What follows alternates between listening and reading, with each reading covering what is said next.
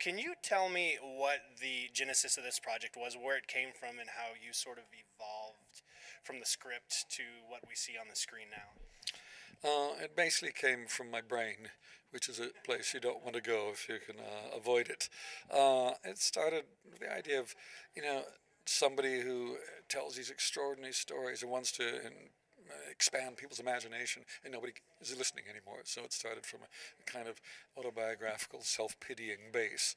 And then it grew because I thought, let's do a compendium of all the things I'm good at and have done before, and see if we could have a world where you enter this mirror, and depending on your imagination, it goes this way or that. You're free.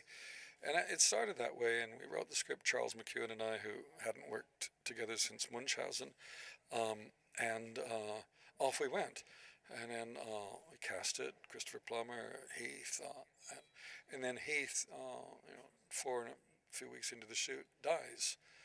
And hello. And I was surrounded by so many people who said, we have to continue, whatever, we're going to have to make this thing work. And luckily we had a magic mirror. There's a magic mirror in this story which solves so many problems. I recommend this to every filmmaker. Make sure you've got a magic mirror in your film, so when disaster occurs, you've got a way out.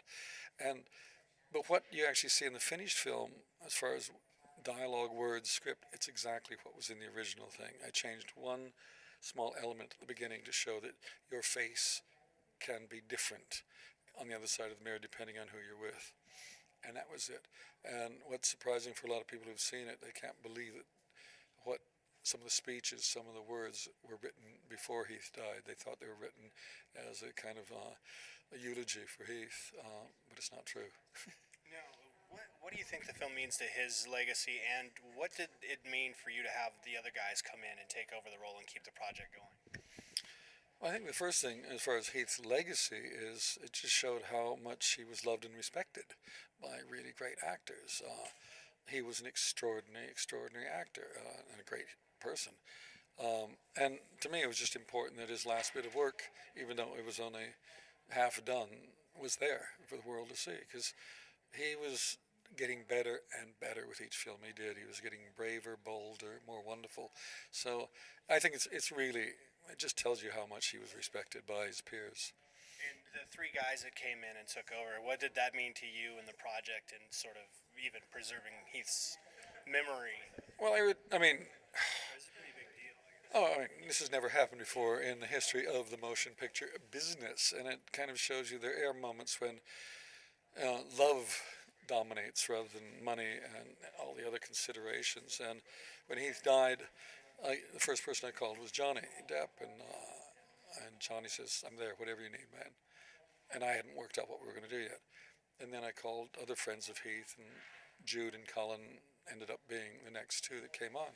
And it was very difficult because everybody was doing other jobs. They had films, and they came in there, and they came in, and not only did they do brilliant work, but the money went to his daughter. This is just about love. Yeah, and it's extraordinary to actually see that.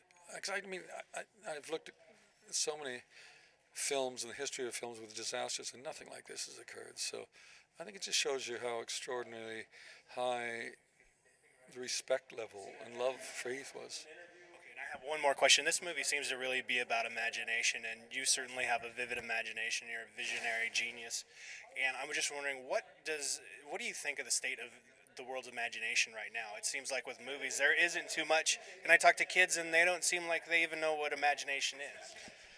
I think most of the movies that are being done now, they're huge, they're spectacular, they're beautiful, they're exhilarating, they're fun, and it leaves no room for the audience's imagination. The work is done for them. That's what bothers me about it. And I like leaving space for the audience's imagination. So if the audience is working as maybe not as hard as we are, but they're working, they're involved, and it allows them to walk away with their own version of the film. What I love is when they come out of my films, they all talk about a different film. I think that's fantastic. Awesome. Now, one last thing. Are you doing Don Quixote? Is that back up and running? I heard rumors. Yeah, it's Don Quixote. We've rewritten it. It's back up and running. I'll tell you in a few months whether we've got the money and the cast that's going to make it possible. But my plan at the moment is to be shooting next springtime in Spain.